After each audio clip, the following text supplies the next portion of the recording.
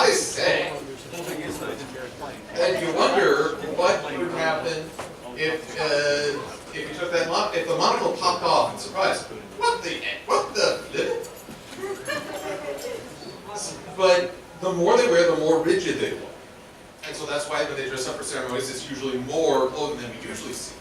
But oftentimes, a opponent who's wearing more than, I'd say, 2 articles of clothing usually acts a little pompous. Remember Vanderhoof? Glasses, sweater, shirt, I believe. He was really trying to push that hipster look. And he always looked a little, I can't remember this one. Maybe look at an image. But he came off as kind of rigid. By contrast, Coco Hamel and Darling, yes. She has just the collar and tie. Oh, right, yes. Coco Chanel's going to be mad at me. But can you be mad at anyone that's fabulous? I just made up your lighting. So closing thoughts on all this. Don't be afraid of simple. But simple is what's wonderful. In fact, simple is often memorable. So when you feel like the character doesn't have any bells versus when just the core is there, is presentable, is relatable, people take that away, remember it. And they are drawn to it. If it gets complex, people start to feel like, this is more than I really want to handle. So again, don't be afraid to throw on all the stuff, but don't be afraid to just carve parts away and say it's the core design. So would you say that like the more on the design, the harder it is to identify with that character? I think so, yeah. Takes away from It takes away from a chance to really feel like it's approachable because it's so complex. Let's make it simple. Transformers. G1 cartoon versus Michael Bay.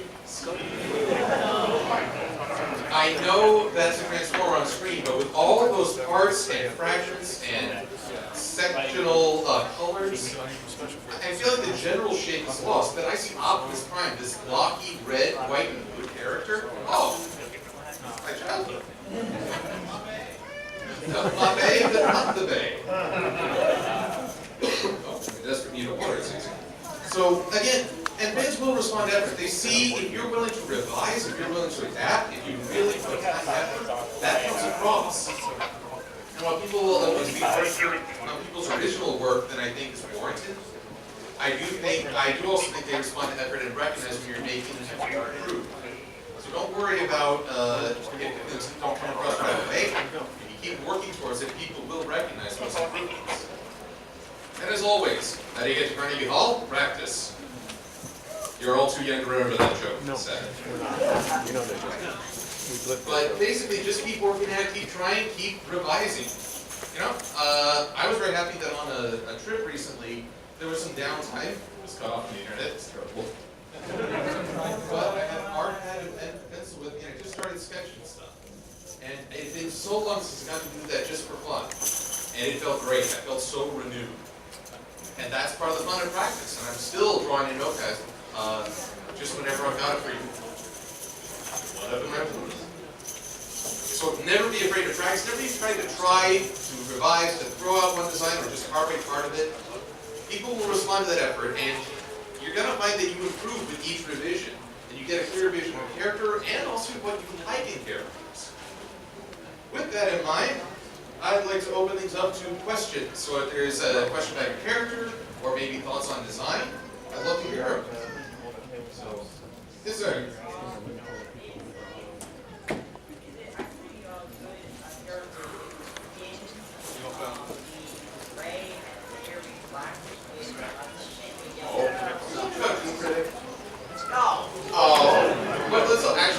That is a very good question because red and black OC has become a running joke in the fandom.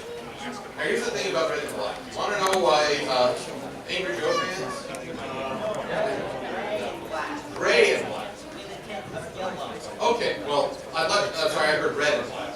But I still like to talk about that, but I'll get to gray and black as well. Red is a strong, vibrant color. Put it on black and it's even warmer, it's even louder. Black makes everything else stand out. I think that's why people like to put black on their characters, because it makes the other parts more vibrant.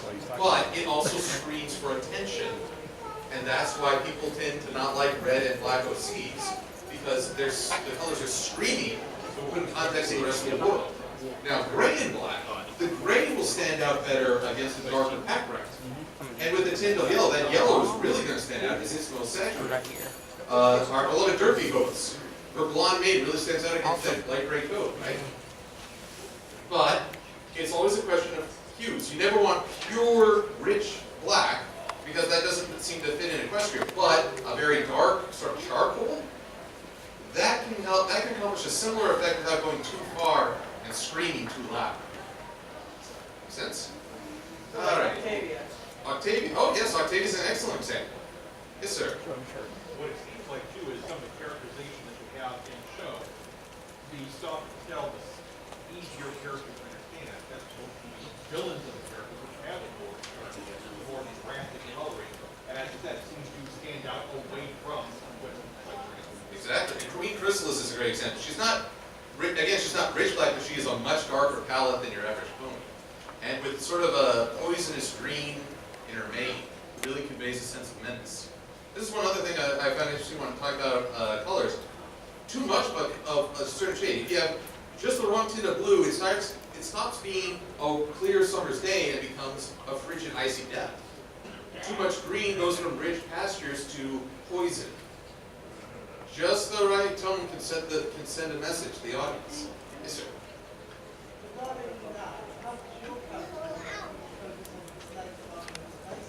Which character? Silverquill? The new one. Well, mostly I think because the yellow surrounded by the white helps stand out, along with the blue. They're also yellow. But again, white, much like black, white makes other colors pop out, burst out. It helps make them stand out. And also because of the grading of his feathers, which also sort of leads from a solid up to the white, and it draws the eye up. There's a lot of hints leading you up to his face, even though basic colors indeed for the beak and the legs are all the same. Yes, sir. Well, after how many years have you been since season 4 finale? How do you feel about the Rainbow Panel Forts at this point? I'm still not a fan, partly because this is also simplicity. How many cutie marks are lining their legs? And all these rainbow creatives, these long flowing manes, I don't know where my eye is supposed to go. It actually kind of hurts to look at them. I'm glad that aside from a brief appearance in Two Princesses Dream of Magic Sheep, they've retired that. And at this point, I'm not just confident in assuming they can't summon those powers at will. Yes, sir.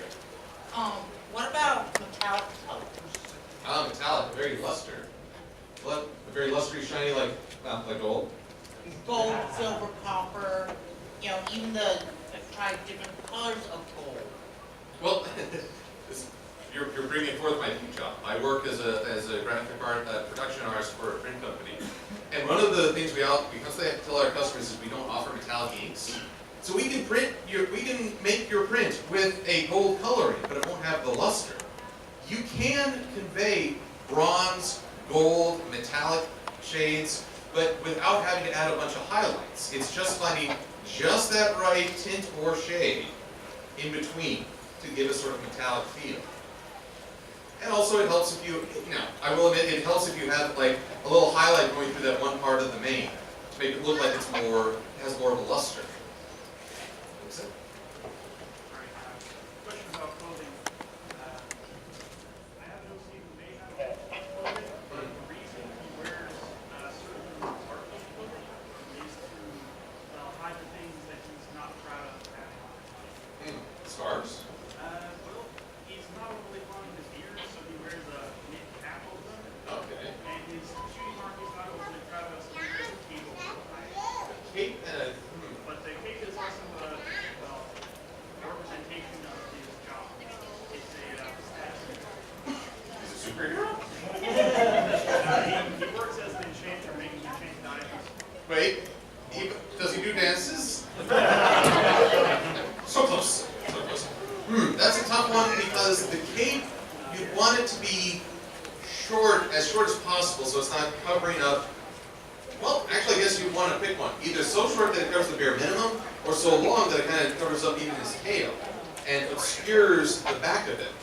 So the cap still draws the attention to the head.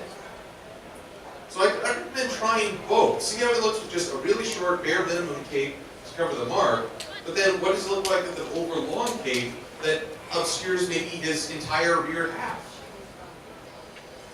Because funny thing is that, let's say you had a sea of a single color and just one dot of its opposite. Everyone's going to notice that dot. So if there's an over-abundance of the cape, people are going to focus more on the hat and hopefully the eyes as well. Well, speaking of capes, I see a star school cosplay. So, is it Sunburst? Okay, I'm seeing the blue and gold. Sunburst is more green, right?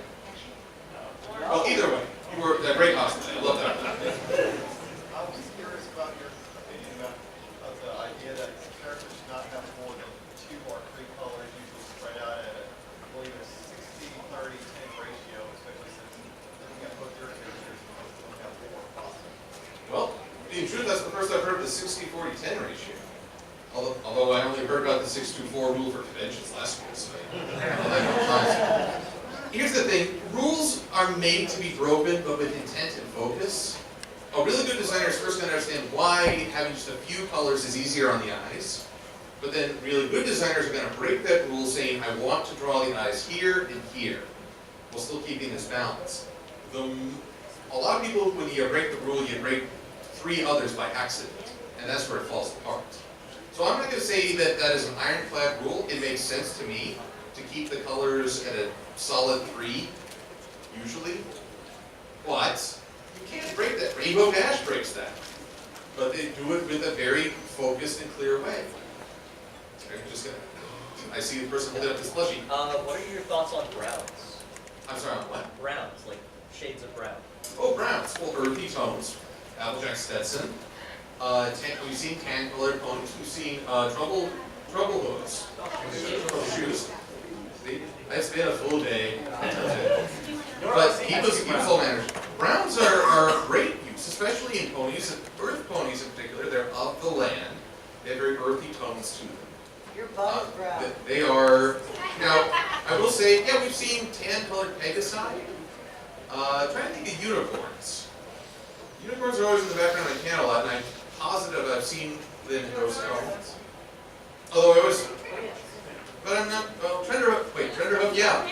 He, actually, isn't that a good choice? He spent the episode yearning to be more an earth poet, or to be along with her, and he has a coat that reflects earthy hues. That's an interesting, I think that might have been, I don't know if that choice was intentional, but it's good. I think it worked. Actually, one sec, the over counter. Question I thought of when I noticed that some of those lines that are kind of similar to colors, that point and vice versa. Is there any merit in designing characters color and or shape with mind to another character and possibly how they're supposed to be? Yes. There can be many reasons. There can be familiar relations, so you want to see some sort of physical similarity. There can be a connection that puts them at odds. Trixie and Twilight are very well designed against one another, as is Starlight. You know, Ember made the joke, you're both purple. And while people criticize Starlight as being just sort of a rip-off of Twilight, it does show the similarities, parallels, the connections.